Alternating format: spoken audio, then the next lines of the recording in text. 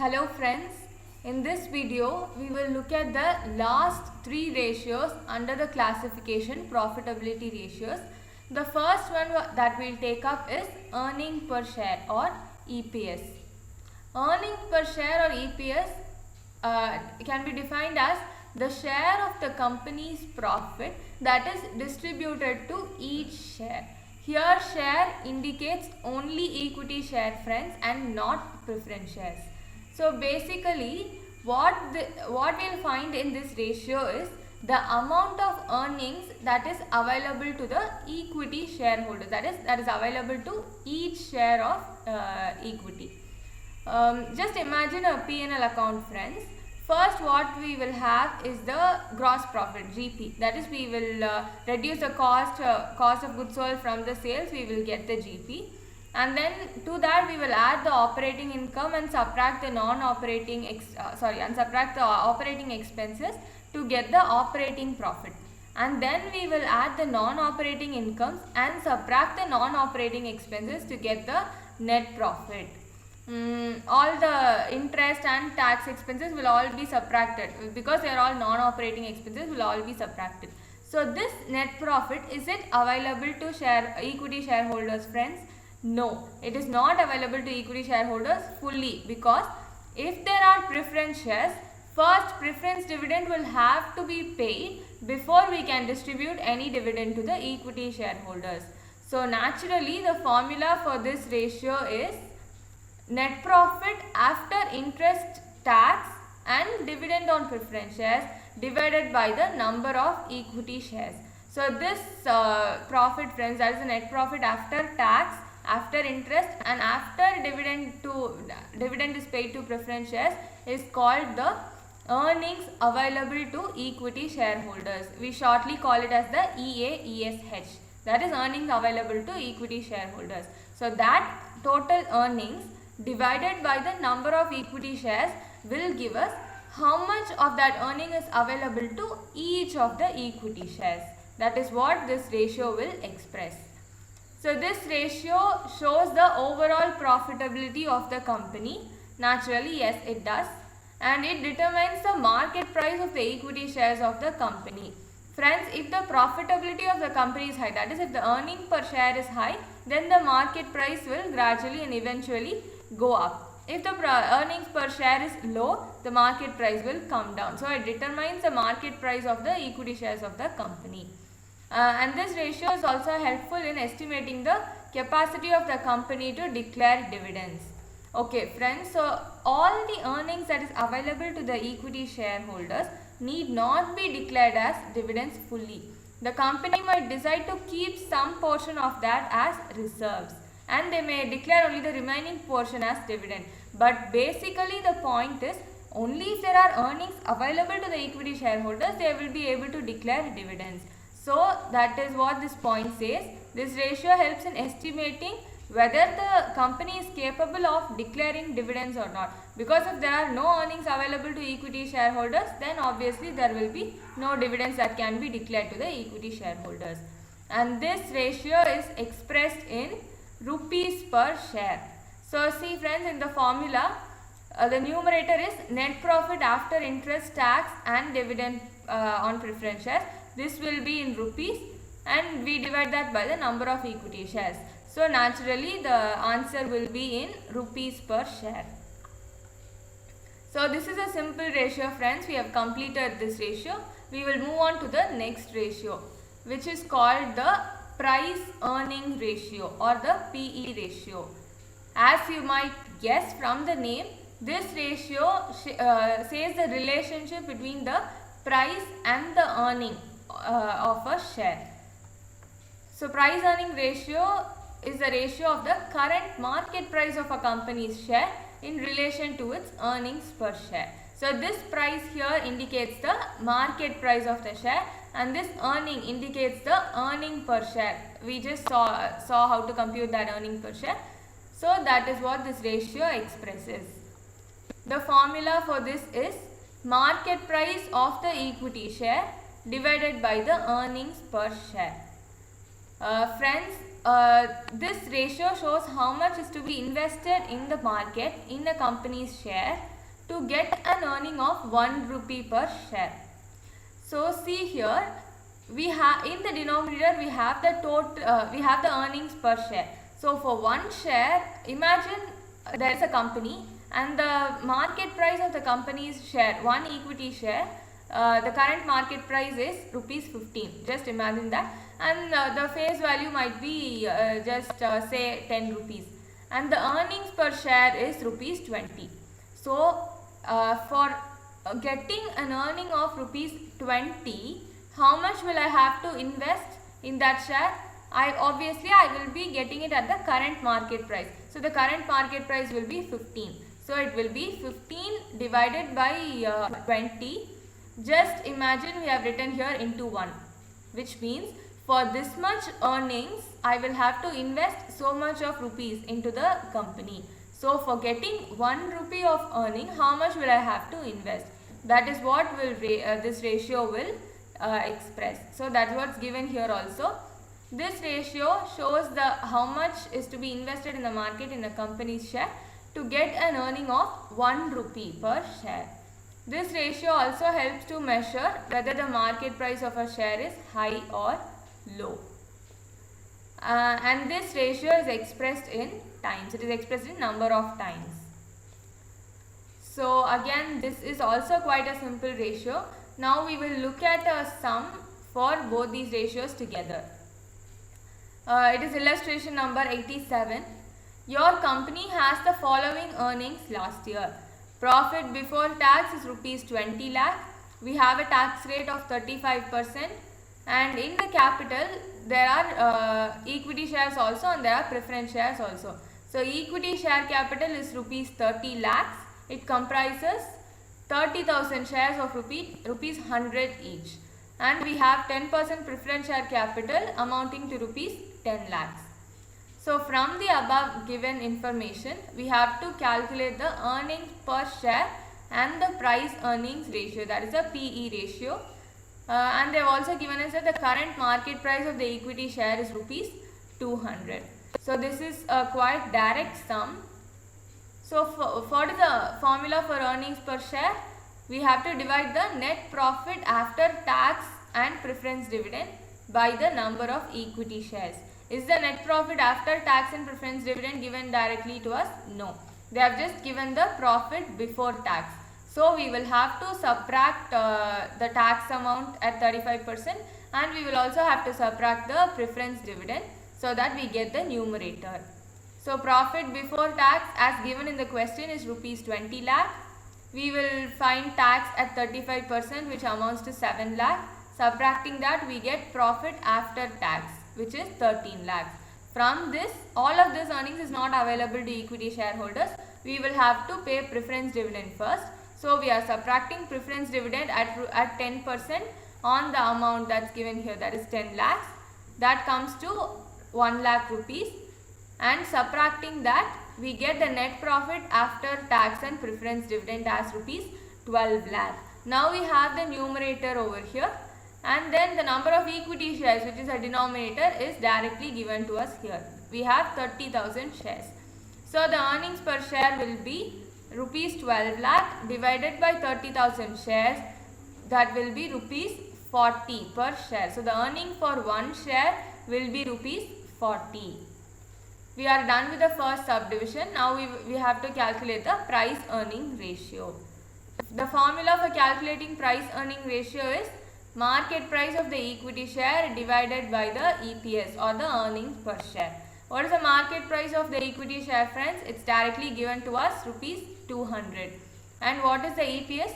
We just found that to be rupees 40. So rupees 200 by rupees 40 will give us the price earnings ratio as 5 times. So we are done with this sum. It's a quite simple sum. We will go back to the ratios. Well, this is the last ratio in profitability.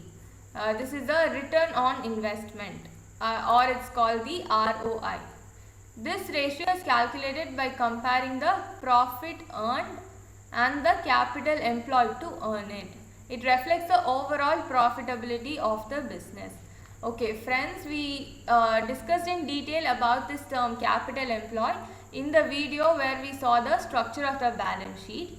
Anyways, just to recap, capital employed is nothing but the total funds that is employed into the business to run the business, to get the business going.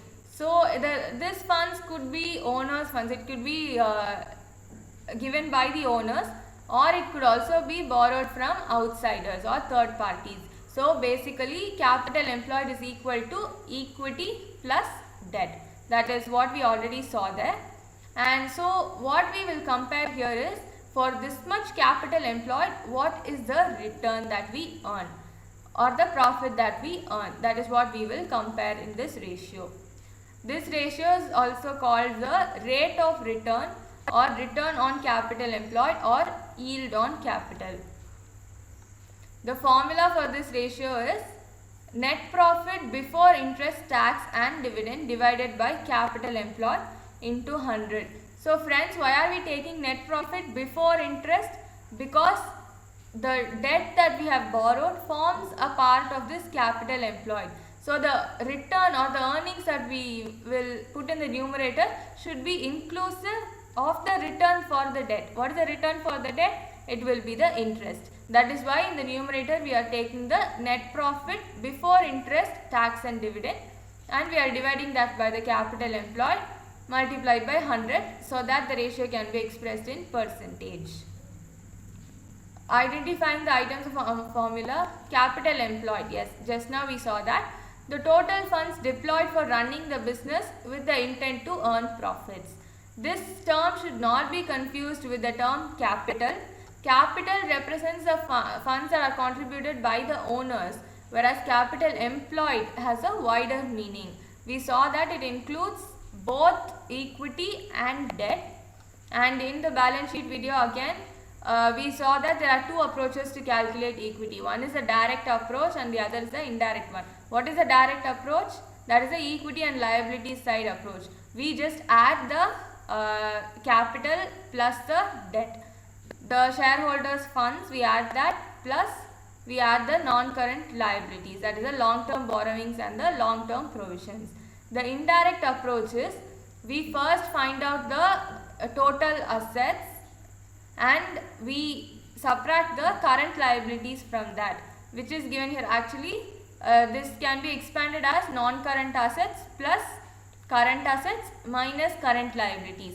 Now current assets minus current liabilities can be shortened as working capital. That is why we have given this formula here, non-current assets plus working capital. This ratio is a barometer of the overall performance of the enterprise. It measures how efficiently the capital employed is being used. That is, it measures how much do we earn for so much of the capital that we have employed. Performance of two dissimilar firms can even be compared using this ratio. Okay, this is an important point friends, because in some ratios we saw that similar firms can be compared using those ratios. But here using this ratio we can compare even the returns of dissimilar firms, because we are converting it into percentage, so that becomes possible.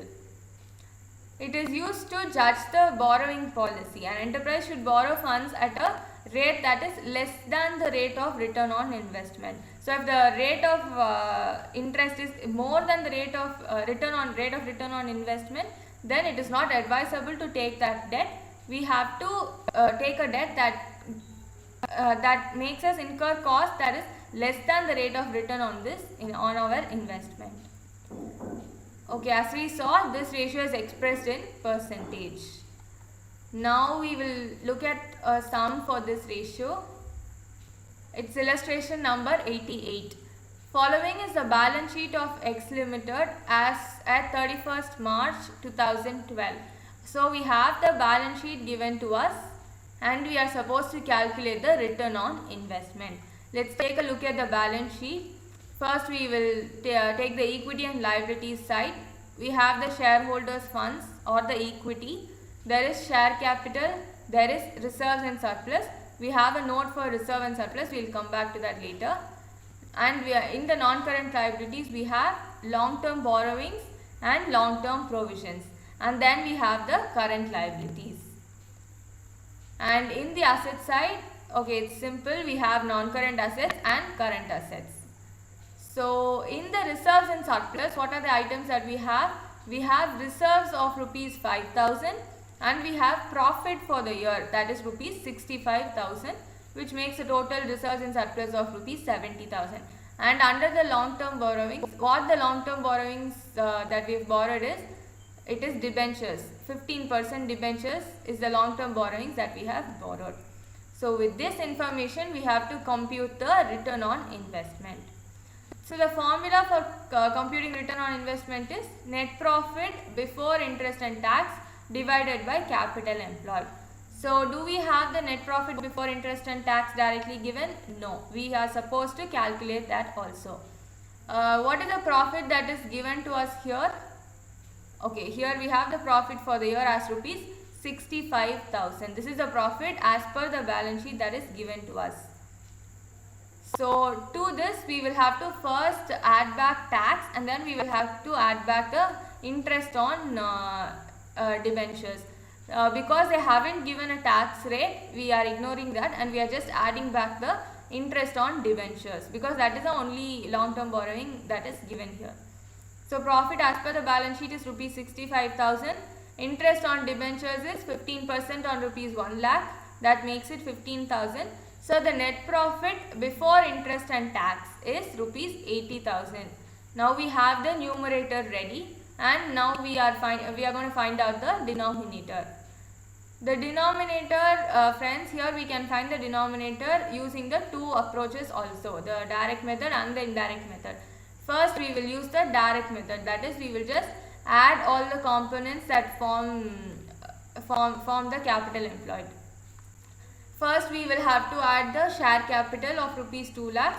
With that we will have to add the reserves and surplus of rupees 70,000. This forms equity, and then we will have to add a debt also to it. Debt will be rupees 1 lakh plus 30,000, rupees 1 lakh 30,000. So if we add all of these items, we will get the capital employed as rupees 4 lakh. So we are adding share capital, reserves and surplus, both of these together, and then we are adding the long-term borrowings and the long-term provisions. Now we will just verify that using the second method. So what we will do is, we just saw the formula as non-current assets plus working capital, or non-current assets plus current assets minus current liabilities. That is a formula.